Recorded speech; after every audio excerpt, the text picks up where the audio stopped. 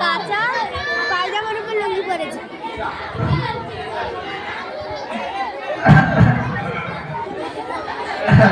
আসসালামু আলাইকুম ওয়া রাহমাতুল্লাহি ওয়া বারাকাতুহু।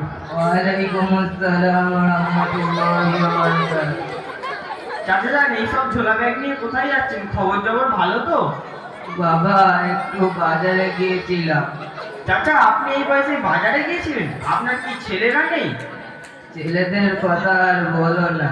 ছেলে মেয়ে নাতি পোতা মিলে প্রায় 25 জন বাচ্চা আছে। কিন্তু একটা প্রবাদ আছে না, সমুদ্র দাম কি এখন কাম কি, এ হলো আমার অবস্থা। তওবা তওবা, এসব কেমন ছেলে? আপনি কি তাদের পিতামাতার হক বড়দের হক শেখাননি? না বাবা, আমি কি সব জানি? বাপের হক কি আছে, মায়ের হক কি আছে?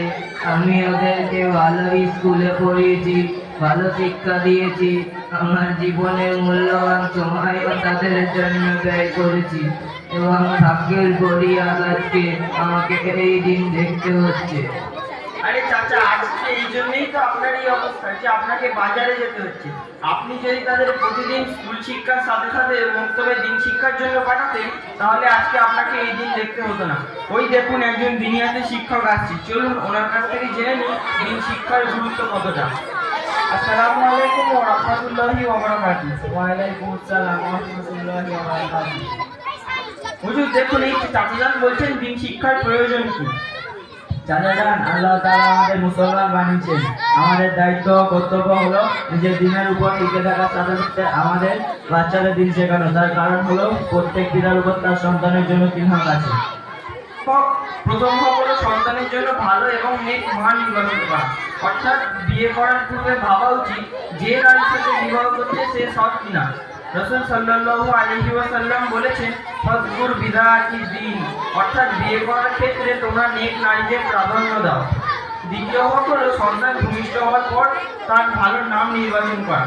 কিন্তু বড় দুঃখের বিষয় এই যে আজকে আমাদের মুসলমান সমাজের ধারণা হলো বাচ্চার জন্য এমন একটা নাম নির্বাচন করতে হবে যেটা এলাকায় কারণ নেই, চাই সেই নামটা ইসলামী হোক অথবা না হোক।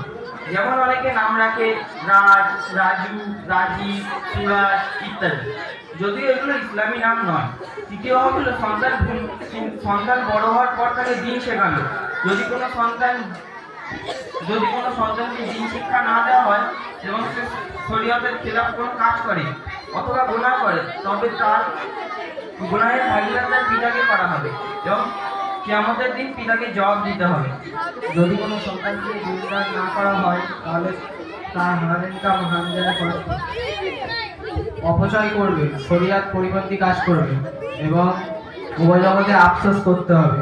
যদি কোনো সন্তানকে দ্বীনি শিক্ষা দেওয়া হয়, উভয় জগতে সফল হবে, তার সম্মান আল্লাহ তাআলা বৃদ্ধি করবে এবং কিয়ামতের দিন জান্নাত দেবেন। সুতরাং রাসূল সাল্লাল্লাহু আলাইহি ওয়াসাল্লাম বলেন, মান সালাকা তরিকান ইয়ালতাবিসু ফীহি ইলমা সাহালাল্লাহু তরিকান ইলাল জান্নাহ। অর্থাৎ যে ব্যক্তি কোনো রাস্তা অবলম্বন করে এবং তাতে ইলম সন্ধান করে, আল্লাহ তাআলা তার জন্য জান্নাতের রাস্তা সহজ করে দেন। এবং কুরআন ও হাদিসে হাজারো ফজিলত রয়েছে, কিন্তু মূল বিষয় হলো আমরা যদি একটু গুরুত্ব দিই, আমাদের বাচ্চাদের স্কুলের শিক্ষার সাথে সাথে দিন শেখা অতিশয়। কমপক্ষে এতটুকু শেখানো ফরজ, সে হালাল ও হারাম, ফরজ ও ওয়াজিবকে জানতে পারবে এবং শরীয়ত অনুযায়ী জীবনযাপন করতে পারবে। স্কুলের শিক্ষার সাথে সাথে দিন শেখার সুবর্ণ সুযোগ। উত্তম দুনিয়া ছাড়া আর কোনো ভালো মাধ্যম আমাদের কাছে নেই, যেখানে একজন ছাত্র তার স্কুল টিউশন বজায় রেখে মাত্র 1 ঘন্টা দিয়ে দিনিয়ার মক্তবে তার বিধিবিধান শিখে, যেগুলো আগে আমরা জানতাম না।